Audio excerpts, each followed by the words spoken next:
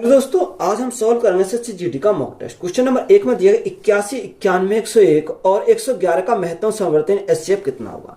देखो एचसीएफ किसका पूछा, उसने पूछा 81, 91, 101 और 111। ये हमने एचसीएफ पूछा। देखो अगर हम एचसीएफ की बात करें तो इसका एचसीएफ कितना होगा, 1 होगा। यहाँ कैसे होगा, क्योंकि इनमें यहाँ कॉमन कुछ नहीं है। तो यहाँ अगर देखें 81 को अगर मैं तोड़ता हूँ तो 81 के फैक्टर कितने होंगे, यानी 3, 3 9, 3 27, 3 81। ये हमारे इसके फैक्टर हो जाएंगे। अगर मैं 91 के फैक्टर देखता हूँ तो 91 के फैक्टर कितने हो जाएंगे, 91 यानी कितने टूटे, 7 गुणा 13 में टूटेगा, 13 7 91 होता है। तो ये हमारा 7 गुणा 13 में टूटा। 101, देखो 101 या तो 1 से कटेगा या खुद 101 से कटेगा, तो इसका फैक्टर क्या होगा, यानी 101 ही हमारा हो जाएगा। अब देखो यहाँ 111 है, अगर मैं 111 को काटता हूँ, 111 के फैक्टर क्या होंगे, 111 के फैक्टर होंगे 3 गुणा 37 होंगे। कितना, 3 गुणा 37 होंगे। अब देखो यहाँ हमारा 3 है, इसमें 3 नहीं है, इसमें 3 नहीं है, इसमें 3 है, तो यहाँ कॉमन हमारा कुछ भी नहीं है। जो कॉमन हमारा कुछ भी नहीं है तो यहाँ एचसीएफ हमारा कितना होगा, एचसीएफ हमारा 1 हो जाएगा। जो कॉमन हमारा नहीं होता तो वही हमारा क्या, 1 हमारा क्या हो जाता है, एचसीएफ हो जाता है। तो यही हमारा क्या है, राइट आंसर है। एक टैंक में 2 नल लगे हैं। एक नल टैंक को 8 घंटे भर देता है और दूसरा नल इसे 10 घंटे में खाली कर देता है। यदि दोनों नल एक साथ खोल दिए जाएं तो टैंक को भरने में कितना समय लगेगा। देखो यहाँ क्या है, एक टैंक में 2 नल है। अब 2 नल है यानी हमने माना एक नल ए है और एक नल क्या है, बी है। जो ए नल है वो टैंक को 8 घंटे में भर देता है और बी नल ये खाली करने वाला है, ये 10 घंटे में क्या करता है, खाली करता है। तो खाली करने के लिए हम क्या लेगा, माइनस लेगा। तो सबसे पहले हम एलसीएम लेंगे, तो एलसीएम कितना आएगा, 40 आ जाएगा। 8 पंजे 40, 10 चौक 40, तो ये खाली करने वाला था, इसको लिया हमने क्या, माइनस। उसने बोला कि यदि दोनों नल को एक साथ खोल दिया जाए तो टैंक को भरने में कितना टाइम लगेगा, यानी टाइम हमसे पूछा कितना, टैंक का। तो यहाँ देखो अगर मैं बात करूँ टोटल कैपेसिटी कितनी है, 40 की है, बटे 5 प्लस के 4 माइनस के, तो यहाँ प्लस का बचेगा, यानी भरेगा टैंक कितने, 1 में। तो यहाँ 1 से भागकर कितना आएगा, 40 आएगा। तो टैंक भरने में कितना टाइम लगेगा, 40 घंटे का टाइम लगेगा। कितने घंटे का, 40 घंटे का टाइम लगेगा। तो यही हमारा क्या है, राइट आंसर है। पिता और पुत्र की आयु का अंतर 24 वर्ष है। 2 वर्ष पहले पिता की आयु पुत्र की वर्तमान आयु से 2 गुनी थी, तो पिता की वर्तमान आयु कितनी थी। देखो पिता और जो पुत्र की जो आयु का अनुपात है, सॉरी आयु का अंतर है, वो कितना रखा, 24 दे रखा, यानी हमारा कितना, 24 वर्ष यहाँ उसने बोला। अब देखो यहाँ एक तरफ हमने फादर लिखा, एक तरफ हमने क्या लिखा, सन लिखा। अब यहाँ प्रेजेंट आयु, ये हमारी प्रेजेंट आयु होती है। अब उसने बोला कि प्रेजेंट आयु वर्तमान आयु से 2, उसने क्या बोला, 2 वर्ष पहले। अब 2 वर्ष पहले, तो यहाँ 2 वर्ष पहले की अगर बात करें तो उसने हमें बोला कि जो पिता की आयु पुत्र की वर्तमान आयु, देखो पुत्र की जो वर्तमान आयु हमने कितना माना, 1x हमने पुत्र की वर्तमान आयु मानी। तो पिता की जो पुत्र की वर्तमान आयु पिता की कितनी हो जाएगी, 2 वर्ष पहले की, 2 वर्ष पहले कितनी होगी, 2 गुनी हो जाएगी। तो ये हमारी कितनी होगी, 2x हमारी हो जाएगी। देखो उसने यही तो बोला कि 2 वर्ष पहले पिता की आयु पुत्र की वर्तमान आयु की 2 गुनी थी, तो ये हमारी 2 गुनी हो गई। जब पिता की जो आयु 2 वर्ष पहले 2x थी, तो प्रेजेंट में कितनी, वर्तमान कितनी होगी, 2x प्लस हमारे 2 हो जाएगी। ये क्या आ गई, वर्तमान आयु हमारी यहां से निकल कर आई। देखो जो अंतर हमारा है, जितना अंतर पहले था आज भी उतना ही अंतर रहेगा, यानी एज में तो कोई गैप, हमारा जितना गैप पहले था उतना गैप आज रहेगा। तो यहाँ गैप में कोई भी हमारा वो नहीं आएगा।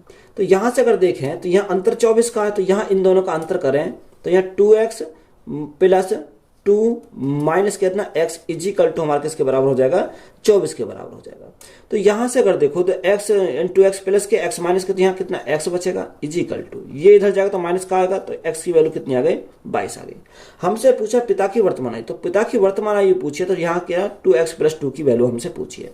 तो फादर की वर्तमान आयु अगर निकालें तो 22 गुणा 2 यानी 44 प्लस 2, तो 44 प्लस 2 तो हमारी कितनी होगी, पिता की वर्तमान आयु हमारी 46 वर्ष हो जाएगी। तो यही हमारा क्या है, इस क्वेश्चन का करेक्ट आंसर है। किसी घन के प्रत्येक किनारे की लंबाई 2.6 सेंटीमीटर है, तो घन का पूर्ण पृष्ठीय क्षेत्रफल कितना होगा। देखो सेंटीमीटर में हमसे पूछा। अब देखो यहाँ जो किनारे की लंबाई है ये हमें दे रखी है कितनी, 2.6 है, 2.6 सेंटीमीटर दे रखी है। अब देखो 2.6 अगर सेंटीमीटर, घन का जो पृष्ठीय क्षेत्रफल होता है वो हमारा कितना होता है, 6a² होता है, यानी 6a² होता है, यानी टोटल सरफेस एरिया की अगर बात करें तो ये हमारा कितना होता है, ये हमारा होता है 6a² होता है, कितना, 6a² होता है। अब देखो यहां से हमें अब 6 इंटू a² की वैल्यू कितनी है, 2.6 है, तो गुणा हम कितने करेंगे 2.6 का स्क्वायर करेंगे।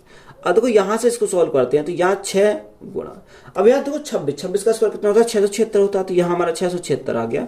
अब यहाँ 0.1 है, यानी 1 अंक बाद पॉइंट है, तो यहाँ कितना आएगा 2 अंक बाद पॉइंट आ जाएगा। तो यहाँ मल्टीप्लाई करेंगे 6 गुणा 6 36 का 6 यहाँ से लगे 3, 7 6 42 3 45 45 का 5 यहाँ से लगे 4, 6 6 36 36 और 4 कितना होगा 40 हो जाएगा। अब 2 अंक बाद पॉइंट है, 2 अंक बाद पॉइंट आ जाएगा, तो हमारा कितना आएगा 40.56 सेंटीमीटर स्क्वायर हो जाएगा। कितना सेंटीमीटर स्क्वायर हो जाएगा। तो यही हमारा क्या है इस क्वेश्चन का करेक्ट आंसर है। एक व्यापारी अपने सामान पर क्रय मूल्य से 20% ज्यादा अंकित करता है। यदि वह 5% की छूट देता है तो अंतिम प्राप्त लाभ का प्रतिशत कितना होगा। देखो उसने बोला क्रय मूल्य से 20% ज्यादा अंकित करता, तो यहाँ एक तरफ हमने क्या लिखा क्रय मूल्य लिखा, एक साइड हमने मार्क प्राइस लिखा और एक साइड हमने क्या लिखा सेलिंग प्राइस लिखा। अगर क्रय मूल्य को हमने माना कितना 100 था, वो 20% ज्यादा अंकित करता, तो 20% ज्यादा अंकित करेगा तो यहाँ कितना करेगा, तो प्लस के 20% ज्यादा करता, तो 100 का 20% 20 होता है, तो यहाँ मार्क प्राइस हमारा कितना 120 हो जाएगा।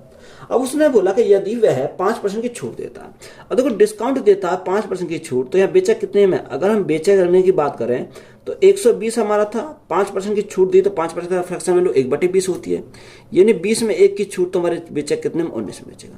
20 से काटेंगे कितनी बार जाएगा 6 बार जाएगा, 19 छिक्का 114, तो यहाँ हमारा सेलिंग प्राइस कितना आ गया 114 हमारा सेलिंग प्राइस आया। तो हमें उसने बोला कि बताओ अंतिम प्राप्त लाभ प्रतिशत कितना होगा। देखो 100 की वस्तु कितने बेच रहा 114 में बेच रहा, तो यहाँ प्रॉफिट होगा, प्रॉफिट जो होगा वो कितने का होगा 14 का होगा। किस पर 100 पर गुणा करेंगे 100 कैंसिल हो जाएगा, तो हमारा कितना आएगा डायरेक्ट हमारा 14% का प्रॉफिट आ जाएगा। तो यही हमारा क्या है इस क्वेश्चन का राइट आंसर है। 1265 में से क्या घटाया जाए कि प्राप्त संख्या 29 से पूर्णतः विभाजित हो जाए। तो यहाँ हम क्या करना 1265 को भाग करना है, 1265 को हमें भाग करना कितने से 29 से। तो यहाँ अगर हम 29 से भाग करें तो 29 से भाग करें कितनी बार जाएगा, ये हमारा 4 बार चल जाएगा। तो 29 चौका हमारा कितना 116 होता है, कितना 116 हमारा हो जाएगा। अब देखो यहाँ से अगर मैं देखूं 6 में 6 गया 0, 2 में से गया 1, यानी 10 बचा, उतारा 5। अब 29 से कितनी बार जाएगा 3 बार जाएगा, तो 29 गुणा 3 तो हमारा कितना होता है यहाँ 87, 87 होता है, कितना 87। अब देखो यहाँ हमारा 8 बचेगा, 9 में से 8 गया 1 बचा, यानी 18 हमारा बचा। तो यहाँ से हमें क्या घटाना चाहिए, यहाँ से हमें घटाना चाहिए 18, तो 18 हमारा क्या हो जाएगा इस क्वेश्चन का राइट आंसर। अगर मैं इस संख्या में से 18 घटा दूं तो ये संख्या 29 से क्या हो जाएगी पूरी पूरी विभाजित हो जाएगी। तो यही हमारा क्या हो जाएगा राइट आंसर हो जाएगा। एक कस्बे की वर्तमान जनसंख्या 15,625 है। यदि यह दो क्रमागत वर्षों में 8% और 12% बढ़ाती है, लेकिन तीसरे वर्ष में 22% घट जाती है, तो तीसरे वर्ष के अंत में कस्बे की जनसंख्या कितनी थी। देखो एक कस्बे की वर्तमान जनसंख्या 15,625 है। अगर हम क्रमागत की बात करें, क्रमागत वर्षों में 8% और 12% बढ़ती है, तो 8% का फ्रैक्शन वैल्यू कितनी होती है 2/25 होती है, कितना 2/25, यानी 25 थी, 25 में 2 की वृद्धि होगी तो हमारी कितनी हो जाएगी 27 हमारी हो जाएगी। अब 12% का फ्रैक्शन वैल्यू 3/25, यानी 25 हमारी थी, 3 की वृद्धि होगी तो कितना हो जाएगा 28 हो जाएगा, कितना 28 हमारा हो गया। अब 22% घट जाती, तो 22% का फ्रैक्शन वैल्यू कितनी होती 11/50, यानी 50 थी, 50 में 11 घटी तो हमारा कितना बचेगा यानी 39 हो जाएगा, कितना 39 हो जाएगा। अब देखो यहाँ से अगर मैं काटूं, यहाँ से मैं इसको काटूं 14 बार जाएगा, इसको काटूं तो मैं कितनी बार जाएगा 25 बार जाएगा। अब देखो 25 गुणा 25 यानी 25 का क्यों कितना होता है 15,625 होता है, कितना 15,625 हमारा होता है। अब यहाँ देखो 15,625 हमारा है, ये क्या है ये हमारी वर्तमान जनसंख्या। तो देखो इसकी वैल्यू हमारी कितनी रखी है 15,625 की वैल्यू हमारी यही दे रखी है 15,625 ये हमारी यहाँ पर दे रखी है।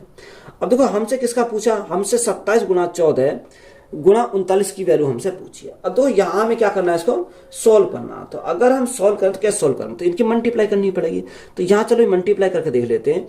तो यहाँ अगर मैं मल्टीप्लाई करूँ तो 27 गुणा 39 करूँगा, 9 7 63 का 3 यहाँ से लगे 6, यहाँ से लगे 6, 9 दूनी 18, 7 या 21, 21 और 18 कितना हो जाएगा यानी 21 और 18 और 6, तो 8 और 1 9 6 15 5 से लगा 1 2 3 और 1 4 45 का 5 से लगे 4, 3 दूनी 6 6 4 10, तो हमारा कितना 1053 आ गया।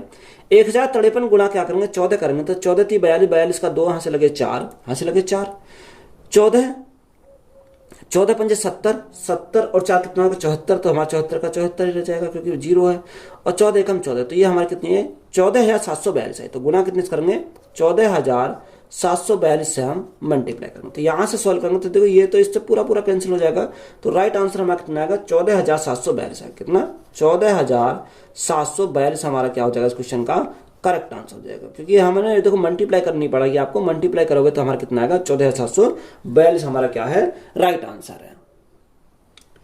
पी क्यू की तुलना में 50% अधिक समय लेता है, यदि एक साथ कार्य करते हैं तो कार्य 18 दिन में पूरा हो जाएगा, तो क्यू अकेला इस कार्य को कितने दिन में पूरा करेगा। देखो एक पी है और एक क्या है क्यू है। अगर इनका टाइम की रेशो की बात करें तो टाइम का रेशो कितना बोला, उसने बोला पी क्यू से की तुलना में 50% अधिक लेता है, तो 50% का फ्रैक्शन वैल्यू 1/2 होती है। अगर क्यू 2 समय लेता है तो पी कितना 1 अधिक लेगा, तो ये कितना लेगा 3 लेगा। तो यहाँ टाइम का रेशो 3:2, तो यहाँ क्षमता का जो अनुपात आएगा वो इसका उल्टा होता है, टाइम का उल्टा, तो ये कितना होगा 2:3 हमारा हो जाएगा। अगर मैं टोटल वर्क निकालूं, टोटल वर्क अगर निकालूं तो टोटल वर्क कैसे निकालेंगे, अगर मैं एफिशिएंसी और यहाँ टाइम के मल्टीप्लाई करूं तो मेरा क्या आएगा टोटल वर्क आएगा। इन्हें दोनों के साथ मिलकर 18 दिन में पूरा करते हैं, तो यहाँ 18 दिन में पूरा करते हैं। दोनों की क्षमता कितनी है 3 और 2 5, तो ये हमारा कितना टोटल वर्क आ गया। उसने बोला क्यों अकेला इस कार्य को कितने दिन में करेगा, तो टाइम यानी क्यों अकेला कितने दिन करेगा 18 × 5 बटे क्यों की क्षमता कितनी है, क्यों की क्षमता हमारी 3 है, तो यहाँ भाग करेंगे 3 से भाग करेंगे 3 × 6 = 18, तो 6 × 5 = 30, तो उसे टाइम कितना लगेगा 30 दिन का टाइम लगेगा। कितने दिन का 30 दिन का टाइम लगेगा। तो यही हमारा क्या है क्वेश्चन का राइट आंसर है। 1,000 रुपए की राशि 10% वार्षिक चक्रवृद्धि ब्याज की दर से कितने समय में 1331 हो जाएगी। देखो एक साइड हमने क्या लिखा, एक साइड हमने लिखा प्रिंसिपल और एक साइड लिखा अमाउंट। देखो 10% का फ्रैक्शन वैल्यू कितनी 1/10 होती है, यानी 10 हमारा प्रिंसिपल, 1 का ब्याज, तो अमाउंट कितना होगा 11 हो जाएगा। और हमें इसको कितना करना, हमें करना है 1000 और कितना 1331। अब देखो यहाँ टाइम पूछा, यहाँ अगर मैं 10 की क्यूब कर दूं तो कितना होता है, 10 की क्यूब करता हूं तो मैं 1000 होगा, कितना 1000 हो जाएगा। और यहाँ मैं 11 की क्यूब करता हूं तो 11 क्यूब कर दूंगा तो कितना होगा 1331 हो जाएगा। तो टाइम हमारा कितना आएगा, टाइम इजिकल टू हमारा 3 वर्ष आ जाएगा। कितना 3 वर्ष आएगा। देखो फॉर्मूला लगा कर भी यहाँ करोगे तब भी हमारा कितना आएगा 3 वर्ष हमारा राइट आंसर हो जाएगा। एक त्रिभुज का क्षेत्रफल 456 वर्ग सेंटीमीटर है, इसकी ऊंचाई 24 सेंटीमीटर है, तो इसका आधार की लंबाई बताइए। देखो यहाँ जो त्रिभुज का क्षेत्रफल होता है 1/2 बेस गुणा हाइट, बेस गुणा हाइट हमारी होती है। अब ये बराबर किसके दे रखा, 456 के बराबर दे रखा है, 456 के बराबर दे रखा है। तो यहां से हम इसको सॉल्व करेंगे तो वैल्यू पुट करेंगे, तो यहाँ यानी कितना दे रखा, उसने ऊंचाई दे रखी है, बेस हमसे पूछा ऊंचाई कितनी है 24 हमारी ऊंचाई है, इजिकल टू 456 है। अब देखो 24 से अगर मैं काटूं तो 24 से काटूं कितनी बार जाएगा, तो यहां अगर 24 से काटोगे, या एक काम करो आप पहले इसका निकाल लो, तो b इजिकल टू कितना होगा 456 गुणा 2 हमारा ऊपर चला जाएगा और बटे में 24 हमारा नीचे आ जाएगा। अब देखो यहाँ 2 से अगर मैं काटूंगा, 2 से काटूंगा तो 12 बार जाएगा, और 12 से काटूंगा 12 2 12 थी 36, कितनी बार 3 बार गया, तो यहाँ कितना बचेगा 9 बचेगा, 12 × 8 = 96, कितना 12 × 8 = 96। तो यहाँ b हमारा कितना आ जाएगा, आधार की लंबाई कितनी आएगी 38 हमारी आ जाएगी सेंटीमीटर में, तो ये हमारा क्या आएगा सेंटीमीटर में आ जाएगा। तो यही हमारा क्या है इस क्वेश्चन का राइट आंसर है। एक मिश्रण की 80 लीटर मात्रा में दूध और पानी का अनुपात 3:1 है, यदि यह अनुपात 2:3 करना हो तो मिश्रण में और कितना पानी मिलाया जाना चाहिए। देखो एक क्या मिश्रण जो 80 लीटर में दूध और पानी, यानी अगर हम बात करें मिल्क और वाटर, दूध और पानी दे रखा, अनुपात कितना 3:1। अगर मैं टोटल की बात करूं तो यहाँ टोटल कितना है, अगर मैं टोटल की बात करता हूं तो टोटल हमारा दे रखा 80, कितना 80 लीटर। तो 3 और 1 4, यानी 80 जो है 4 की यूनिट की वैल्यू है, तो 1 यूनिट की वैल्यू कितनी आएगी, 1 यूनिट की वैल्यू 20 आ जाएगी, 4 दूनी 8, 1 यूनिट की 20 आ गई। तो जब 1 यूनिट की 20 आ गई तो यहाँ 3 मल्टीप्लाई करेंगे 3 × 20 और 1 में मल्टीप्लाई करेंगे 1 × 20, तो यहाँ से कितना 20 दिया 60 हो जाएगा, और यहाँ हमारा कितना होगा 20 × 20 हो जाएगा। अब देखो यहाँ हमारा कितना 60:20 हमारा यहाँ से आ गया। उसने बोला कि यदि यह अनुपात 2:3 करना हो तो मिश्रण में और कितना पानी मिलाया जाना चाहिए। वाटर मिला रहा, हमने माना x लीटर पानी मिलाना चाहिए, तो अनुपात कितना हो जाएगा 2:3 हमारा हो जाएगा, कितना 2:3 हो जाएगा। अब देखो या तो यहाँ डायरेक्ट कर लो, या हम क्या करेंगे, यहाँ हम देखो या तो इसको बराबर कर लो, अगर बराबर करेंगे तब भी हमारा आ जाएगा, या सीधा यहाँ कर लो कि 60 बटे, अब देखो यहाँ पानी मिलाया जा रहा, तो 20 प्लस क्या करेंगे, 20 प्लस x करेंगे बराबर किसके हो जाएगा, 2/3 के बराबर हो जाएगा। 2 से काटेंगे कितनी बार जाएगा, 2 से काटेंगे 30 बार जाएगा, तो यहाँ 30 गुणा 30 90 है, तो x बराबर कितना, 90 में से 20 गया तो कितना बचेगा, 70 बचेगा। तो 70 हमारा क्या होगा, 70 लीटर हमारा आ जाएगा। तो यही हमारा क्या इस क्वेश्चन का राइट आंसर है। क्वेश्चन में दे रखा 25 प्लस 15 है। देखो यहाँ 25 प्लस 15, सबसे पहले हम बार को सॉल्व करेंगे, -51 प्लस ब्रैकेट 4 गुणा 15, 4 गुणा 15, देखो का मतलब होता है गुणा, तो गुणा कितने से करेंगे, 17 से करेंगे, 17 भाग हमारा कितना, भाग हमारा 20 है, प्लस अब देखो यहाँ बार दे रखा 6 में से 2 गया तो हमारा कितना आएगा, 4 आएगा। तो इसकी वैल्यू हमें क्या करनी है, सॉल्व करनी है। अब देखो यहाँ अगर मैं काटूं तो 5 से काटूंगा या 4 से काटो, 4 से काटेंगे 5 बार चला जाएगा, और 5 से काटेंगे कितनी बार जाएगा, 5 या 15 3 बार चला जाएगा। तो यहाँ 25 और 15 कितना होगा, 25 और 15 हमारा 40 हो जाएगा, कितना 40 हो जाएगा। -51 प्लस 17 थी 51 प्लस के 51, और यहाँ कितना बचेगा, प्लस के हमारा 4 बचेगा, ये हमारा जाएगा। अब देखो 51 माइनस के 51 प्लस के कैंसिल हो गया, तो 40 प्लस 4 तो हमारा कितना आएगा, 44 हो जाएगा। तो 44 हमारा क्या है इस क्वेश्चन का राइट आंसर है। यदि किसी वस्तु का विक्रय मूल्य उसके क्रय मूल्य के 5/4 के बराबर है, तो इस संव्यवहार पर प्राप्त प्रतिशत लाभ ज्ञात कीजिए। देखो उसने बोला कि विक्रय मूल्य जो उसके क्रय मूल्य के 5/4 के बराबर है, यानी 5/4 के बराबर। तो 4 हमारा क्या, 4 तो हमारा कॉस्ट प्राइस है, और 5 हमारा क्या, 5 हमारा सेलिंग प्राइस है। तो यहाँ क्या पूछा, यहाँ पूछा प्राप्त प्रतिशत लाभ, लाभ परसेंट पूछा है, तो लाभ परसेंट निकालेंगे। 4 की वस्तु को अगर 5 में बेचा तो लाभ कितने का होगा, 1 का लाभ होगा, कितने के ऊपर, 4 के ऊपर। परसेंटेज के लिए क्या करेंगे, गुणा करेंगे 100 से, तो ये लाभ परसेंट कितना आएगा, 25 आ जाएगा। कितना, 25% का उसे क्या होता है, लाभ होता है। तो यही हमारा क्या है इस क्वेश्चन का करेक्ट आंसर है। 5 क्रमागत संख्याओं का औसत 100 है, तो सबसे बड़ी और सबसे छोटी संख्याओं के वर्गों का अंतर होगा। देखो यहां हमें बोला कि 5 क्रमागत संख्याओं का औसत कितना, 100 है, यानी 5 क्रमागत है, तो यहाँ 2 संख्या इसके इधर रही होंगी, 2 संख्या इसके इधर रही होंगी, क्योंकि अगर टोटल को मिलाएंगे टोटल हमारी संख्या कितनी हो जाएंगे, 5 हो जाएंगे। अब क्रमागत संख्या, तो इससे अगली संख्या कौन सी होगी, यानी 101 हो जाएगी, उससे अगली संख्या कितनी होगी, 102 हो जाएगी, इससे पीछे वाली संख्या कितनी होगी, 99, और यह हमारी 98 हो जाएगी। उसने बोला कि सबसे बड़ी संख्या कौन सी है, 102, और सबसे छोटी संख्या कितनी है, 100, यानी 98 हो जाएगी। तो यानी 102 का स्क्वायर, 102 का क्या करेंगे, स्क्वायर करेंगे, माइनस 98 का स्क्वायर। यही तो हमसे पूछा है कि सबसे बड़ी और सबसे छोटी संख्या के वर्गों का अंतर हमें निकालना है। तो कोई यहाँ a square minus b square का फॉर्मूला लगा, एक तरफ जोड़ेंगे एक तरफ घटाएंगे, तो यहाँ कितना 102 और 98 जोड़ेंगे कितना आ जाएगा, यहाँ से हमारा 200 हो जाएगा, इनटू अगर हम 102 में से 98 घटाएंगे तो कितना आएगा, 4 आ जाएगा, तो 4 गुणा 200 तो हमारा कितना आएगा, 800 हो जाएगा। तो यहाँ अंतर कितना आएगा, वर्गों का अंतर हमारा 800 हो जाएगा। तो यही हमारा क्या है इस क्वेश्चन का करेक्ट आंसर है। एक घर से 2 साइकिल 15 मिनट के अंतराल से 24 किलोमीटर प्रति घंटा की गति से चली। घर की विपरीत दिशा से आ रही एक महिला को और कितनी अधिक 4 किलोमीटर प्रति घंटा में चलना पड़ेगा ताकि 10 मिनट के अंतराल पर साइकिल मिल जाए। देखो यहां अगर हम सबसे पहले करेंगे साइकिल की डिस्टेंस, कितने साइकिल की अगर डिस्टेंस निकालें, डिस्टेंस क्या होती है, स्पीड इंटू टाइम। अब देखो स्पीड कितनी है, 24 किलोमीटर प्रति घंटा, टाइम से कितना लगता है, 15 मिनट के अंतराल पर। तो 15 मिनट है, इसको घंटे में कन्वर्ट करेंगे तो भाग कितने से करेंगे, 60 से भाग करेंगे। 15 से कितनी बार जाएगा, 15 चौका 60, 4 से कितनी बार जाएगा, 4 6 24। तो यहाँ डिस्टेंस कितनी आएगी, 6 किलोमीटर हमारी डिस्टेंस हो जाएगी। ये बात क्लियर है। अब देखो उसके अगर हम विपरीत दिशा से कौन आ रही है, महिला आ रही है। अगर मैं महिला की स्पीड देखूं तो महिला की अगर वुमेन की स्पीड अगर निकाल, स्पीड क्या होता है, ये डिस्टेंस अपॉन टाइम, तो हमारी स्पीड निकल जाएगी। अब डिस्टेंस कितनी है, डिस्टेंस तो हमारी 6 किलोमीटर है, और टाइम कितना रहता है, 10 मिनट का टाइम रहता है। तो 10 मिनट को घंटे में कन्वर्ट करेंगे तो गुणा कितने से करेंगे, 60 से करेंगे, तो 0 से हमारी 0 कट गई, तो यहाँ स्पीड कितनी आएगी, 36 किलोमीटर प्रति घंटा। कितनी, 36 किलोमीटर प्रति घंटा। अब उसने बोला कि 10 मिनट के अंतराल पर साइकिल मिल जाएगी।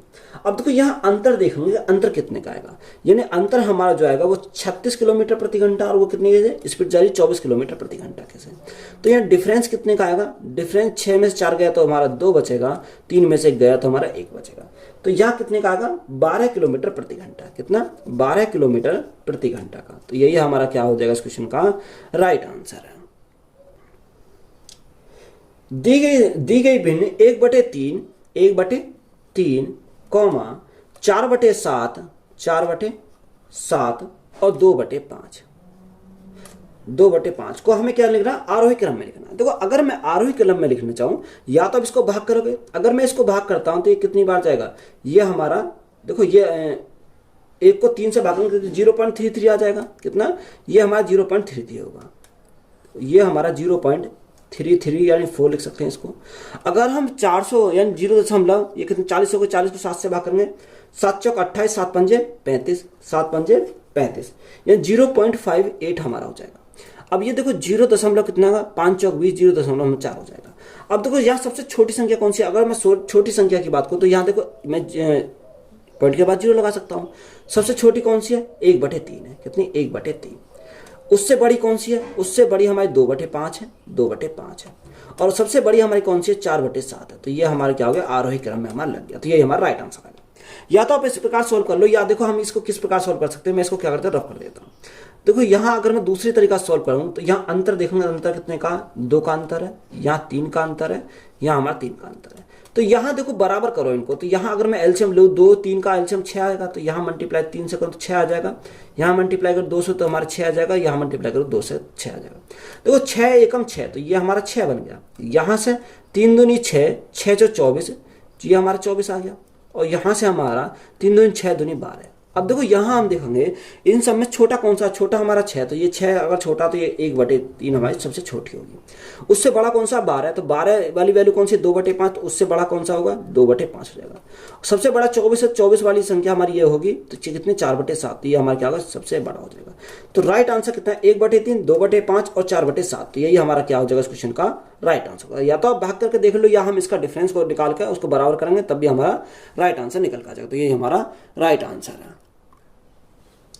यदि आयत की प्रत्येक भुजा की लंबाई में 25% की वृद्धि की जाए तो उसके क्षेत्रफल में होने वाले वृद्धि ज्ञात कीजिए। देखो यहाँ जो हमारा आयत दे रखा है, तो आयत की प्रत्येक भुजा में 25 सेंटीमीटर क्या करती है, 25% की हमारी वृद्धि होती है।